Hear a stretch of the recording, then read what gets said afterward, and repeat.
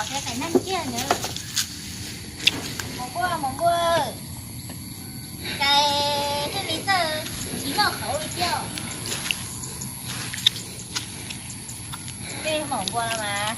chờ không như nữa muốn nói thì tôi cũng vừa thế rằng nó đi kia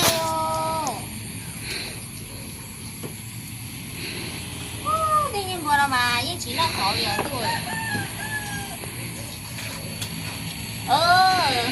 bố lo chế rồi bây giờ con lo to thế nữa nè đi nhưng mà rồi biết có đi đâu rồi chẳng bao nhiêu bố đi có sao bố đây có muốn chị nè quê chịu nên bán đâu hả cha là có té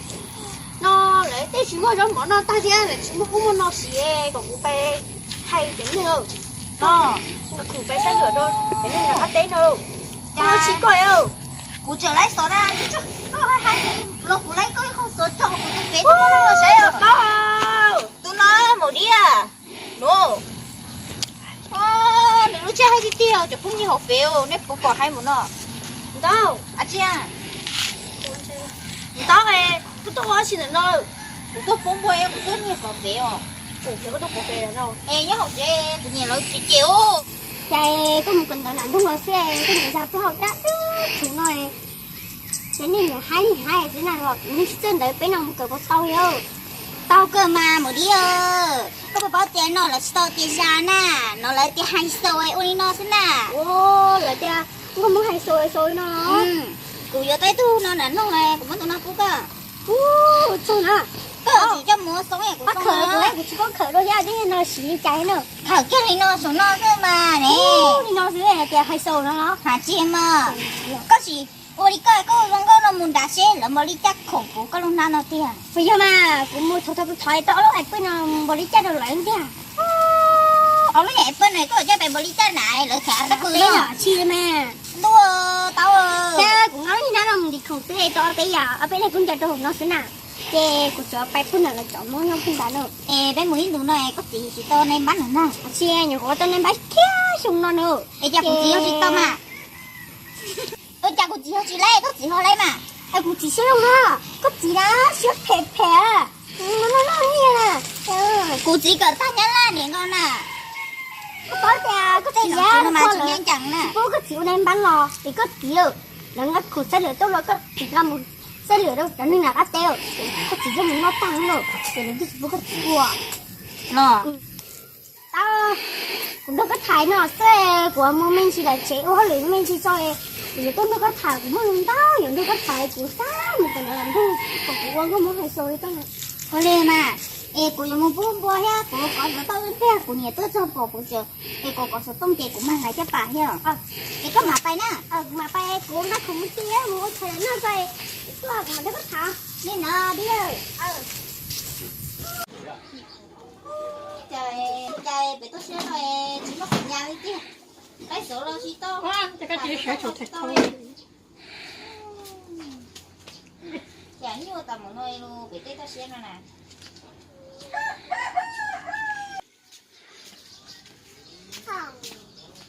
đó cũng nhớ xèo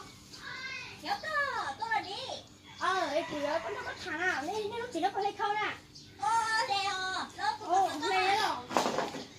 đó tôi còn đó rồi chỉ sợ nói của mỗi lúc nó có thảo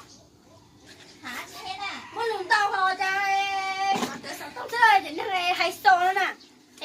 cùi vào bay cần là nó cùi vào cha nữa có không cần đó có chỉ là cả công cờ đó của chị có nên bán được của chị có ít tông đó liêu mình tao ơi của chị còn có một cần là lúc này còn của tôi không có này dùng môi trắng thì chắc có có chế đâu nó tên nó cờ ta mò bay là na có cờ ta không nó chưa tao là tao tới nha cô lỡ tên nhà chị chỉ cần tới thôi đi hả có lúc xe xài cái xài phải cờ họ tên nữa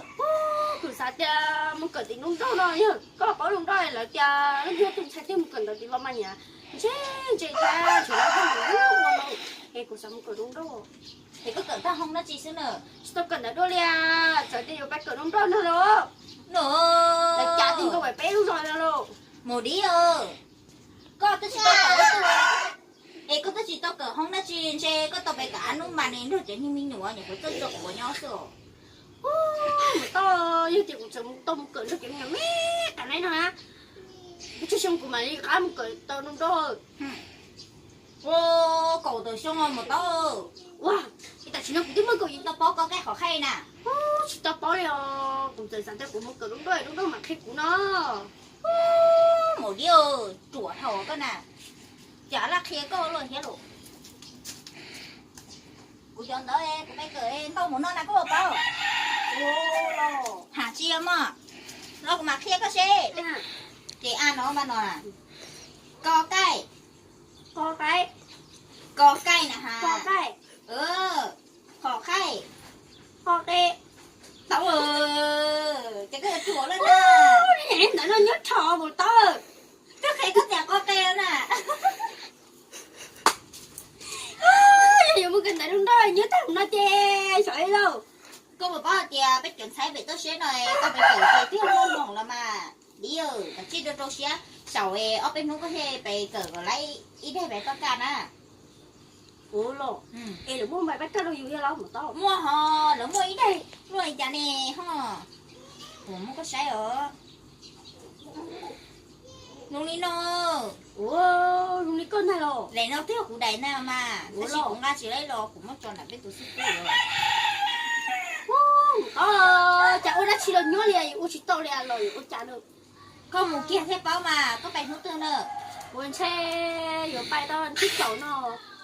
ê có bài sao bài có hiểu đi chả nữa sợ tia cái tia của chúng nó tia viên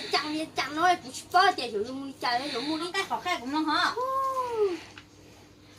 có cái nhờ nhu to từ điều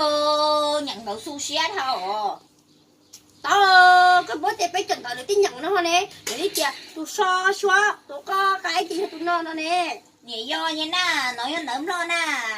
có cây nè ha có cái rồi chưa có cái rồi chỉ do có cây chứ chưa có cái ủa của xã trên xe có cái nào ê có một tô nắn rồi dù có chán nữa của chị có nào không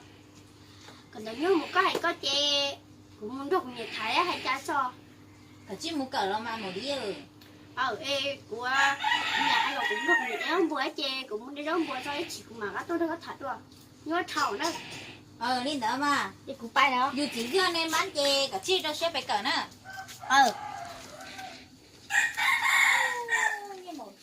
đi nữa mà cô nó gì chứ phải sắp rồi chứ cô dễ có sự không có cô còn mà có cái là áp ư chứ mày mà tao rồi đó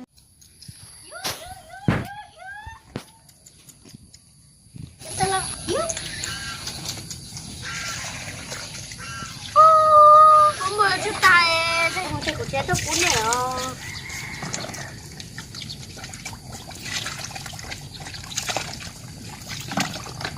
nhưng mà con này lo trời đâu cô nhớ chị đi chứ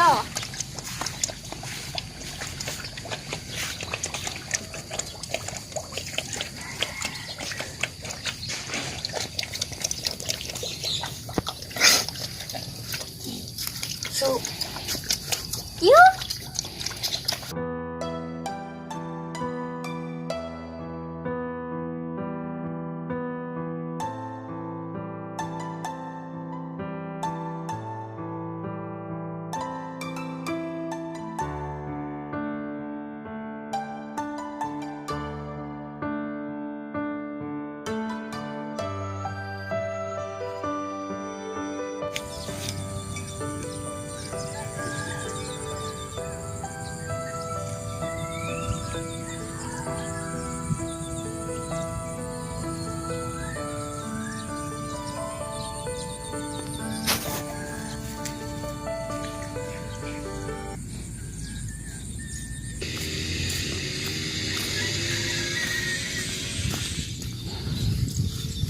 tao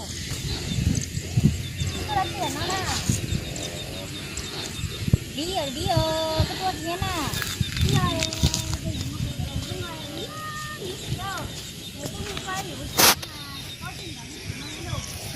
ủa chỗ lấy chỗ nào Ê, có lắm rồi, cái bác có tông á. có số tông nhá rồi đó nhá còn nó rất chị nhưng mà chị tôi có số tông chị cũng nhà là chị rồi Chị với tìm đã lên rồi cha nào. có hiểu mùa ta bay đi một đi có chỉ bỏ của bay cũng là có số tông đó nhu nó lấy số ta nút nó có chính trái bất cứ bay rồi có chúa tôi có tí tuần xài nhỏ ở đây bán nữa rồi Này thì ôi cha đâu, có hay à. ta bay là tôi là của nó nhu nó của cờ ta của tôi đó nhu ha cái bỏ nó Dùng tối giờ có hay thế mà nhở. hả chị Bởi mà ta xíu đúng đâu rồi à, của hay ná, rồi gió nhu á, của tông hay à. hả chị mà cờ ta lo nó nhu ấy của số tôi ngay cái ta khó bán ở thứ lấy rồi khó bán từ ta thì là cái tha đua thì là cái lấy số đua thôi à Nhớ thầu tao tại sao chị cỡ này cỡ nhớ tầm đó, cỡ nó xóa, tôi chỉ muốn lựa này cái gì không?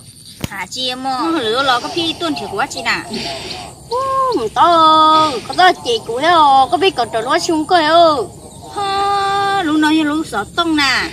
có lấy số li nó chè nâng đi té tôi sẽ có chung ta kể chè là sau này thì có rung đâu nó chè rung xía xưa mà Ồ, lên đó này có nhà cỡ trở đúng không mày rồi nhưng là có cũng vừa là có thế nè. hả chị mà có phải bảo là tia nếu mới chẳng hơn đâu nhá nó đưa sau đấy không đưa thả ta đi ha thôi cũng là cái này chỉ sống mất sống nhà nè thế thì chúng mình hơn đâu thì tôi mới phải thả rồi Ồ, tôi đúng như sự tông nó chơi những món thôi tôi nè. mua mà lần trong món mì cà món rau món thay lần đó Rồi có bỏ chè của nó xe của một cần đợi chờ. không cần ở đàn đâu Ừ. đi quay kia thì ta bay đi có bao giờ thầu số thao cũng cho mà cũng có chỉ chia theoแต่是muốn cho chè bỏ了có số tông hết rồi chè của ai có của nhà là mua bé thôi mỗi nhung nữa nó cho bay rồi tao của lúc số tông nó chè chạy dù bao có số tông là chè khó bán một về mũ chè ít xí tự ít luôn chia chè ít xí sang chè của nhà nó chỉ muốn nhà xa tua chè của chè tàu đã ăn rồi nhung nó xem nào rồi Ồ, em có bán như kiểu có nhộng bắt ta rồi. hả chị em mà Một to. luôn đó chị luôn tự xé kia mà Bên nữa có là tao đúng bên một cái đàn rung xa. Anh ta chỉ bỏ. hả chị tao có cái khó khay à nó mà có khay con nữa xưa mà họ lúc bán nó mà như lúc bán mà sù liền thà tao dùng chứ mua xong tao đi cũng nữa nó nữa Ờ. Quan chung một số đèn nó. đỡ mà họ có bỏ lúc bán nó nè dùng có một nó nữa Ồ, hay cơ ơi rồi. Ê, bột kỳ gò, bột tao. chị họ lúc nó nè chứ là cho ít phám bà à Lắng mẹ thôi không chào. lúc bán nó nè có chị ta chỉ hồng khuyên đã chi nè có tiền đi thà kia sẽ chạy nữ nhân chín từ in nu hỏi à của lúc có bố tôi đó nhưng nó chín từ đó Ồ, một to. Có năng bạch quyền nữa là nó huề. Tao có tôi á, dù có bán. Rồi cho có bán thời chế thì dù ta lên đỡ chứ. hả chị em à của thế có chị xóa bay cả chiêu ấy xem một rõ có gì là bán nhau nghe tôi một rõ nhau kê sợ lại có phải nó của ta phải chở nhau tới có phải nhau kê phải nó sù theo Có lên đỡ em mà cũng có xếp lá liền đó. Cũng bắt cái tử là cũng nó sụp. Mai của đấy cái bà đó. Em nói như thế nào? của tôi tôi chỉ nói của tôi có bé này của lấy số đó là sai của mất một chân đó nè Ồ, mà tao đi chợ chỗ này.